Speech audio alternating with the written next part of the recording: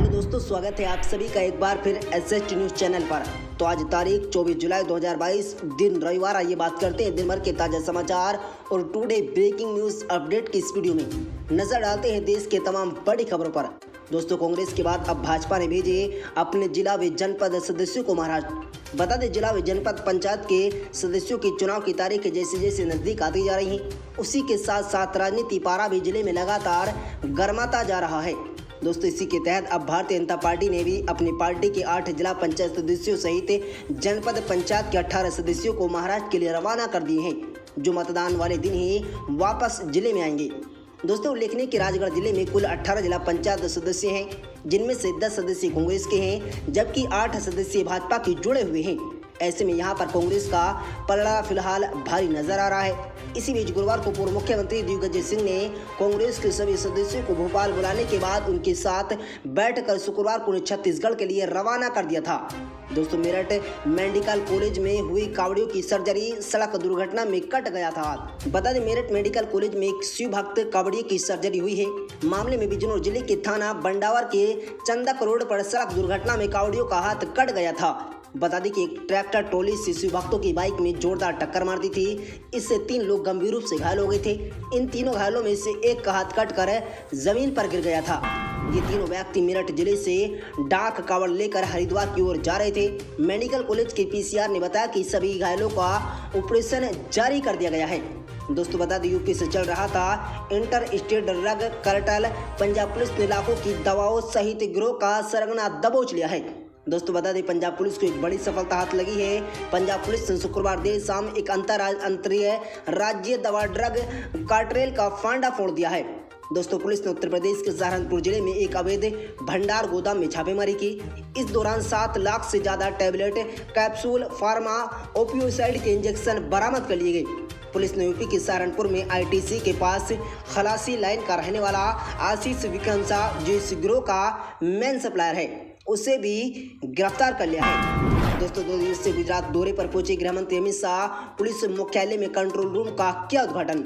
बता दें, गुजरात विधानसभा चुनाव की तारीखों के बीच केंद्रीय गृह मंत्री अमित शाह शनिवार को गुजरात पहुंचे। यहाँ वो 2 दिवसीय दौरे पर आए हैं। इस दौरान शाह ने गांधीनगर स्थित पुलिस मुख्यालय में सीसीटीवी कंट्रोल रूम का उद्घाटन किया। दोस्तों, इसके माध्यम से लोग विभाग की वेबसाइट या मोबाइल ऐप पर ही अपनी शिकायत दर्ज करा सकेंगे।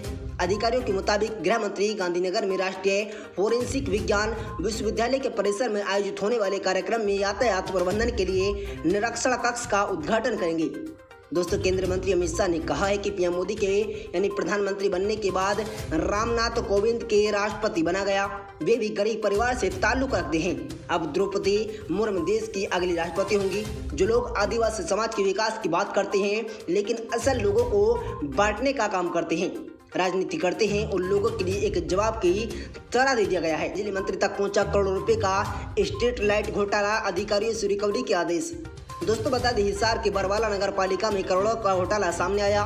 बरवाला में कुछ पहाड़ों में स्ट्रीट लाइट लगने के नाम पर निकाय के अधिकारियों ने सरकारी राजस्व को चूना लगा दिया। दोस्तों, बरवाला विधायक जोगीराम सिहाग हस्तक्षेप के बाद पार्षद ने बताया कि नरवाना नगर पालिका में स्ट्रीट लाइट लगने के नाम पर करोड़ों रुपए का बंदरबाट चल रहा है। दोस्तों, हिसार की नगर आयुक्त बेलिना के माध्यम से जांच कराई गई। जांच कमेटी ने जब जांच की तो वे स्थिति देखकर हैरान रह गई। स्ट्रीट लाइटों को लगने में टेंडर के नियमों को तोड़ा गया। इसके साथ साथ कई विभागीय नियमों का भी ताक पर रख दिया गया। दोस्तों, ये मामला करोड़ों रुपए के घोटाले से संबंधित है। ऐसे में इस मामले की जांच पूरी होते ही संबंधित जांच अधिकारियों से कार्रवाई के लिए लिख दिया गया है। दोस्तों, मगर हैरानी की बात यह है कि घोटाले के तार जिस अधिकारी से जुड़े थे, उस अधिकारी को विभाग ने प्रमोट कर दिया।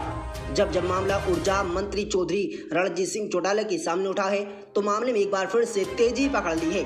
ऊर्जा मंत्री ने इस मामले को अधिकारियों को संबंधित अधिकारियों से रिकवरी करने के लिए उनके खिलाफ एफआईआर दर्ज कराने और उस फर्म को ब्लैक लिस्ट करने के निर्देश दे दिए। दोस्तों, हिसार लघु सचिवालय महासागर में शनिवार को जन परिवाद समिति बैठक आयोजित हुई। बैठक में कमेटी के चेयरमैन ऊर्जा मंत्री चौधरी रणजीत सिंह चौटाला उपस्थित रहे। उन्होंने कुल 16 मामलों पर सुनवाई की, जिसमें एक मामले में जब डीसीओ को सुनवाई के लिए बुलाया गया तो वह 11 हाजिर मिले। उनकी जगह उन्होंने कुछ और भेज दिया था। इसी मामले को लेकर बिजली मंत्री का पारा चढ़ गया और उन्होंने उपायुक्त हिसार को जिला खेल अधिकारी का मामले पर स्पष्टीकरण देने के आदेश दिए। इस मामले को लेकर जिला प्रशासन जल्द ही कारण बताओ नोटिस जारी कर दिया गया है। दोस्तों, अपने दूसरे कार्यकाल में यूपी की अर्थव्यवस्था को 10 खरब डॉलर तक पहुंचाएगी योगी सरकार।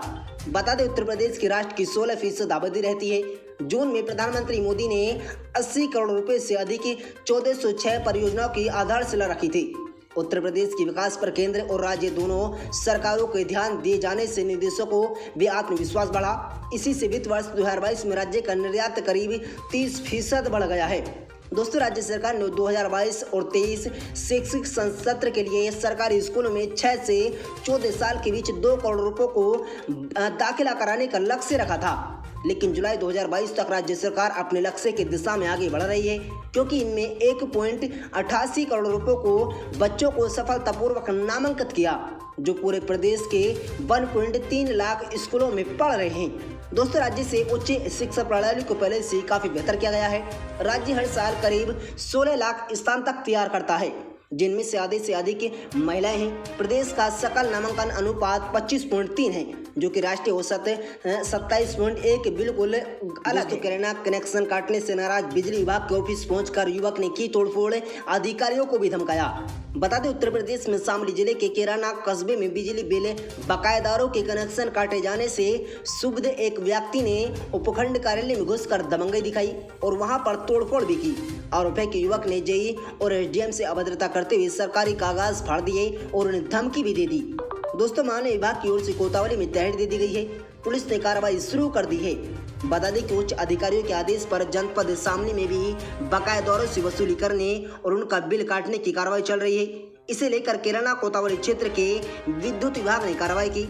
इस कार्रवाई से नाराज होकर एक व्यक्ति ने सरकारी विद्युत विभाग के ऑफिस में पहुंचकर हंगामा किया और गाली गलौज करते हुए सरकारी कागजात भी फाड़ दिए और जमकर तोड़फोड़ की। वहीं बाद में अधिकारियों को धमकी देते हुए मौके से फरार हो गया। दोस्तों, इस मामले में अवर अभियंता राहुल कुमार ने उपखंड अधिकारी ओम प्रकाश बेदी के हस्ताक्षर तहरीर कोतवाली में दे दी है। इसमें उन्होंने बताया कि किराना कस्बे के मोहल्ला खेल कला में बकाया बिजली बिल वालों का कनेक्शन काटने की कार्रवाई कर रहे थे। जैनुद्दीन पर 1,18,992 रुपये बकाया होने के बावजूद विभाग को गुमराह करके दूसरी प्रॉपर्टी दर्शाकर 2 नए कनेक्शन ले लिए गए थे।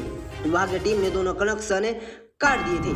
दोस्तों, बता दें, फिर डराने लगा कोरोना का एक बड़ा रिकॉर्ड। एक दिन में आए इतने बड़े मामले, एक्टिव केस का ग्राफ 1.5 लाख के पार।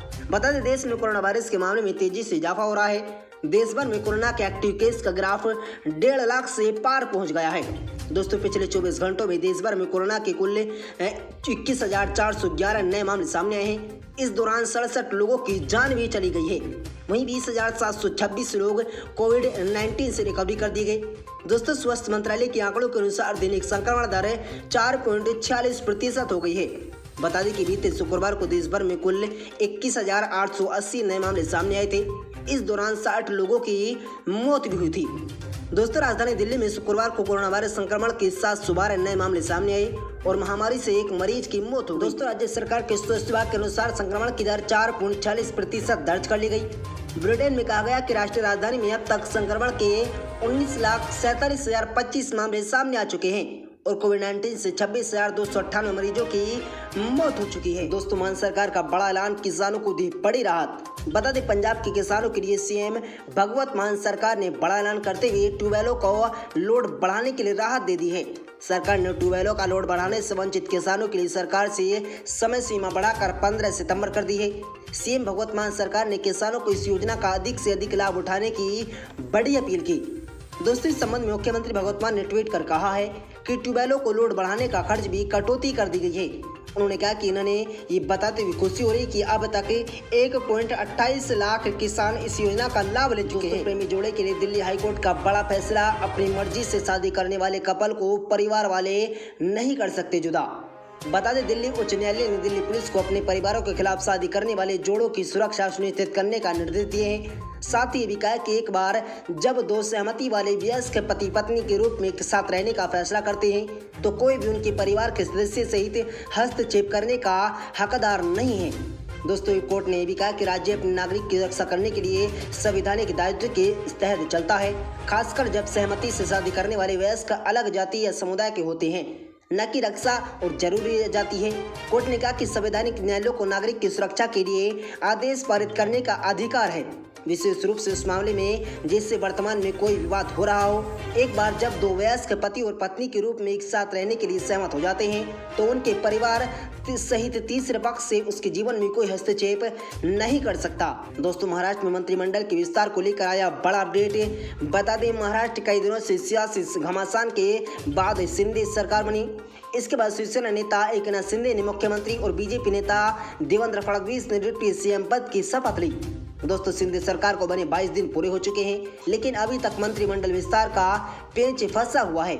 कई बार एकनाथ शिंदे और देवेंद्र फडणवीस दिल्ली में शीर्ष नेताओं से बातचीत भी कर चुके हैं, लेकिन इसका कोई फायदा नहीं निकला। बीते शुक्रवार को राष्ट्रपति रामनाथ कोविंद के सम्मान में प्रधानमंत्री नरेंद्र मोदी द्वारा आयोजित रात्रि भोज में शिंदे और फडणवीस शामिल हुए। इसके बाद मंत्रिमंडल विस्तार की चर्चाओं ने तेजी पकड़ ली है। दोस्तों इस बीच महाराष्ट्र बीजेपी के राज्य कार्यकारिणी की बैठक जरूर होने जा रही है। बताया जा रहा है कि इस बैठक में देवेंद्र फडणवीस भी शामिल होंगे। इस बैठक में मंत्रिमंडल विस्तार को लेकर चर्चाएं हो रही हैं। इसके बाद 25 जुलाई शुक्रवार को दिल्ली में राष्ट्रपति द्रौपदी मुर्मू के शपथ ग्रहण समारोह में दोनों नेता शामिल होंगे। इसके बाद बीजेपी के सीनियर नेताओं की एक बैठक हो सकती है। दोस्तों मीडिया रिपोर्ट्स के मुताबिक महाराष्ट्र में मंत्रिमंडल विस्तार विधानसभा के मानसून सत्र से 2 से 3 दिन पहले होगा। ये अगस्त के पहले सप्ताह में हो सकता है। दोस्तों इंडियन एक्सप्रेस की एक रिपोर्ट के मुताबिक शिंदे गुट के एक नेता ने कहा है कि अभी नए मंत्रियों के शपथ ग्रहण की तारीख के बारे में एकनाथ शिंदे की सरकार तरफ से सुना जाना बाकी है। बता दें कि महाविकास आघाड़ी सरकार के 8 मंत्री, 4 कैबिनेट और 4 राज्य मंत्री ने उद्धव ठाकरे के खिलाफ बगावत की थी। ऐसा माना जा रहा है कि इन सभी नेताओं को मंत्रिमंडल में शामिल करना होगा। इसके अलावा बीजेपी के नेताओं को भी नए मंत्रिमंडल में बड़े विभाग के शामिल किया जा सकता है। दोस्तों हाल ही में शिवसेना प्रमुख उद्धव ठाकरे ने महाराष्ट्र में एकनाथ शिंदे, देवेंद्र फडणवीस सरकार द्वारा निशाना साधते हुए कहा था, बिना मंत्रिमंडल के संवैधानिक दुविधा की स्थिति होने के बावजूद सरकार मनमाने फैसले नहीं है। दोस्तों शिंदे ने मुख्यमंत्री के रूप में 30 जून को शपथ ली थी। इनके साथ देवेंद्र फडणवीस ने उप मुख्यमंत्री की शपथ ले ली थी, लेकिन इसके बाद मंत्रिमंडल का विस्तार नहीं किया गया। आपकी क्या इन सभी खबरों को जानकर आप अपडेट है कमेंट बॉक्स में दें। आपको वीडियो अच्छे लगे तो इस वीडियो को लाइक शेयर करें। मिलते हैं दोस्तों अगली बड़ी खबर में।